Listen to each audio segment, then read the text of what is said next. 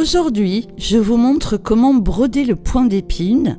Je vous expliquerai également quelques variations autour de ce point et surtout, je vous propose un exercice d'application ou comment fabriquer cette petite pochette brodée.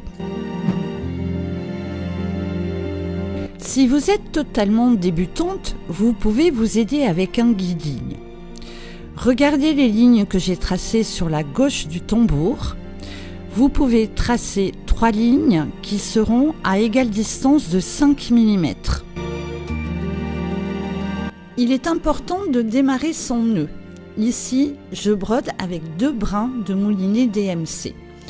Pour éviter le nœud, j'ai enfilé le fil plié en 2 dans mon aiguille et je laisse la boucle au bout de mon fil.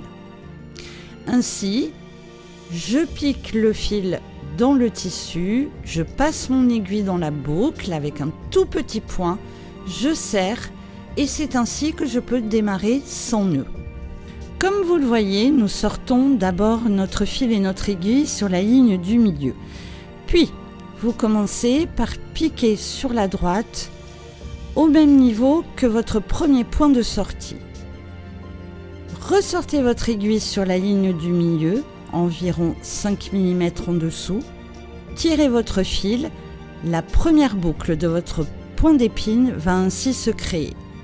Vous recommencez exactement la même opération, mais cette fois-ci en piquant sur la gauche et toujours en ressortant sur la ligne du milieu.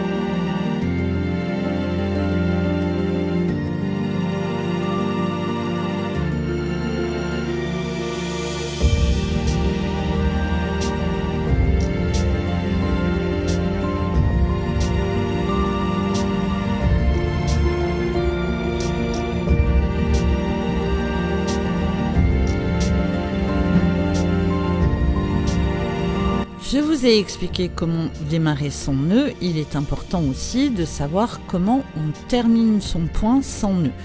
Donc, comme vous le voyez sur l'image, il suffit de retourner votre travail et d'aller enrouler votre fil plusieurs fois sur le point qui est sur l'arrière de votre travail. Puis vous coupez. Pas d'inquiétude, ça ne se défera pas. C'est largement suffisant pour bloquer votre point. Pour donner à votre point un aspect encore plus végétal, vous pouvez créer comme des petits boutons de fleurs en utilisant le point de nœud. Concernant le point de nœud, pour celles qui n'ont jamais brodé ce point, il vous suffit de sortir le fil de votre toile, enrouler 2 fois autour de l'aiguille votre fil, sans trop serrer, repiquer, tirer le fil, ça y est, votre point est créé.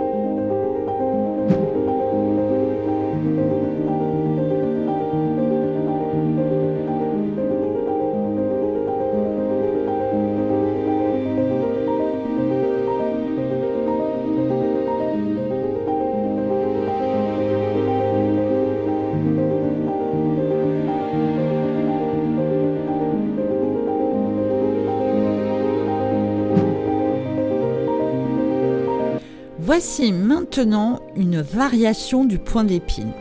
Cette fois-ci, j'ai créé un guide-ligne avec 5 lignes qui sont toujours espacées de 5 mm.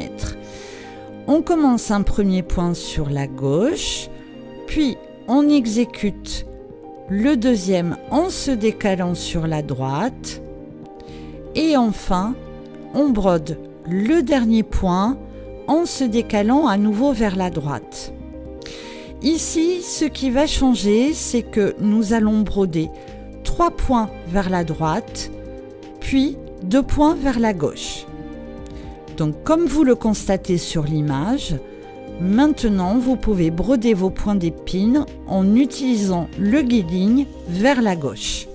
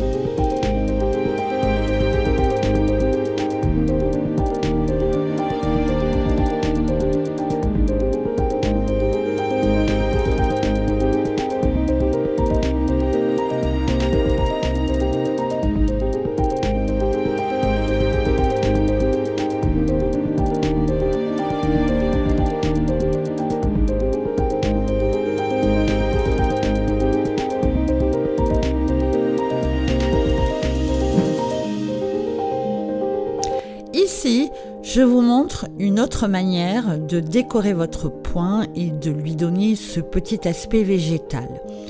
J'ai choisi une autre couleur de moulinet DMC et comme vous le voyez sur l'image, je vais créer 2 points lancés légèrement en diagonale, puis je crée une petite tige entre ces 2 points. Et je vais faire la même chose, à peu près 1 point sur 2.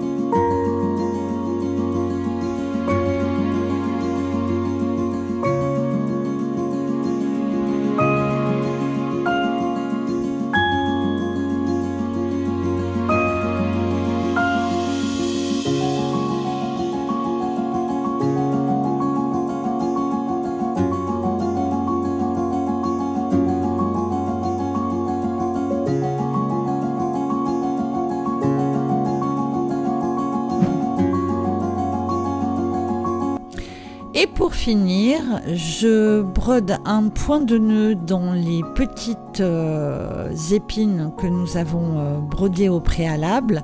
Et là, j'ai choisi une autre couleur. J'ai pris un vieux rose et j'exécute des points de nœud avec 3 brins de moulinet.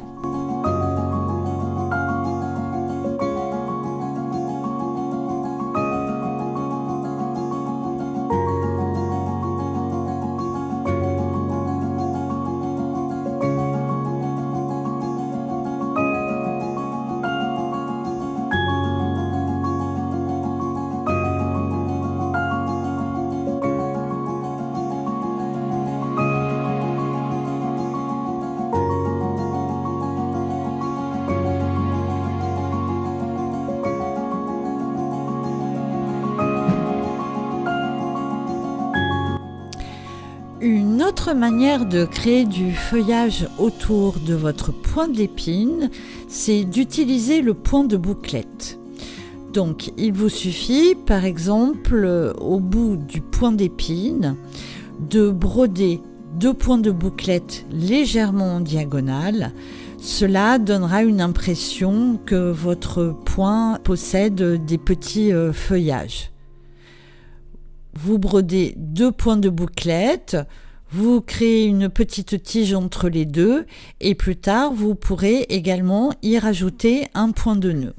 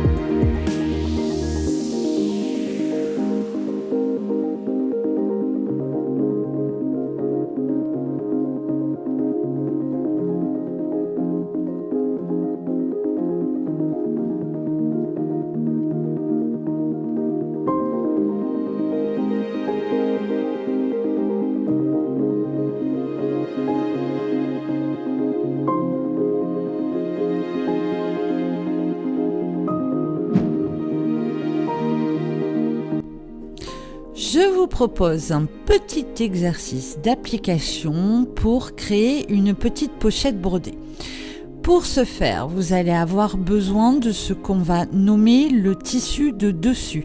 Je vous remets en description les mesures exactes du tissu extérieur que vous allez utiliser, puisqu'il va falloir créer des encoches sur le côté afin de monter votre petit vide-poche. Vous allez avoir également besoin du tissu pour la doublure. Ici, j'ai choisi une petite cotonnade à pois. Idem, je vous redonne les mesures. Pour mon tissu extérieur, je ne souhaitais pas qu'il soit complètement uni, donc j'ai décidé d'utiliser ce petit bout de cotonnade qu'il me restait et en fait, je le placerai sur mon tissu extérieur.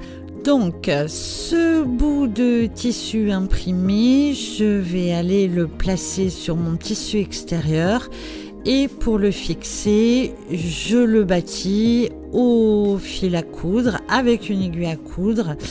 Et là, je ne m'embête pas, je fais juste des grands points puisqu'ils ne sont pas définitifs, c'est juste pour positionner le tissu sur le tissu extérieur.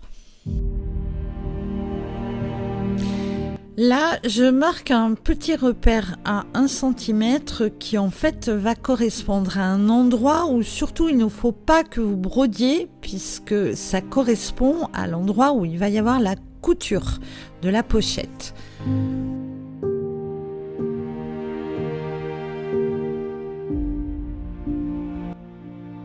Pour appliquer le point d'épine, je vais vous proposer de broder une des variations du point que je vous ai montré dans la vidéo, celle en fait où nous allons utiliser un guide-ligne avec 5 lignes espacées de 5 mm chacune.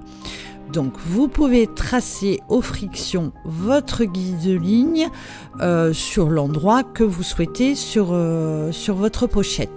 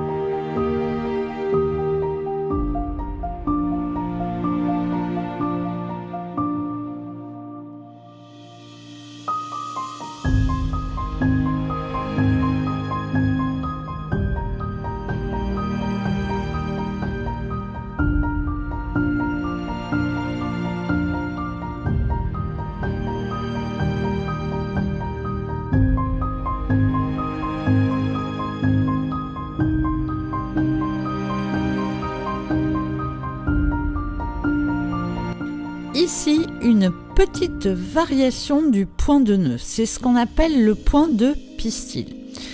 Comme vous le constatez, nous démarrons comme un point de nœud. On sort le fil, on enroule le fil 2 fois autour de l'aiguille.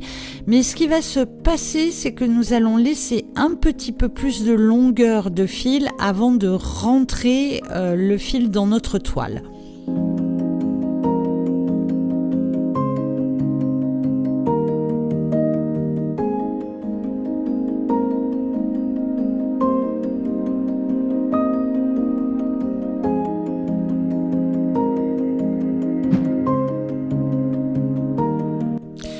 Pour assembler votre pochette, rien de plus simple. Vous allez commencer donc par découper votre tissu extérieur, puis par coudre les 2 côtés. Puis ensuite, pour créer cet effet carré, vous allez écraser les coutures de côté et également les assembler à peu près à 1 cm de couture. Vous allez répéter la même opération avec votre doublure. Ce qui est facultatif, c'est que vous pouvez éventuellement thermocoller votre doublure. Attention, ne pas oublier de ménager une petite ouverture de côté sur la couture de votre doublure. L'ouverture que vous allez laisser dans votre couture de côté de la doublure va en fait vous servir plus tard à pouvoir retourner comme vous le voyez sur la vidéo. Une fois que vous avez cousu votre doublure et votre tissu extérieur, vous pouvez retourner votre pochette en passant par cette ouverture de côté. Voilà, votre pochette est retournée. Pour refermer cette petite ouverture de côté, vous pourrez faire un petit point invisible au fil à coudre. Et maintenant, vous pouvez rentrer votre doublure à l'intérieur du vide-poche. Ce petit vide-poche peut être très pratique et vous pourrez en imaginer vraiment de multiples usages. Noël va vite arriver, ça peut être également une petite idée de cadeau, donc vraiment vous pouvez absolument tout imaginer avec ce petit vide-poche. Personnellement, j'en ai fait un petit panier pour y placer quelques fleurs de mon jardin et pour en profiter un petit peu avant que l'automne arrive. Je vous remercie d'avoir visionné cette vidéo et je vous retrouve bientôt pour d'autres leçons de points ou d'autres modèles en vidéo. Bonne journée, au revoir.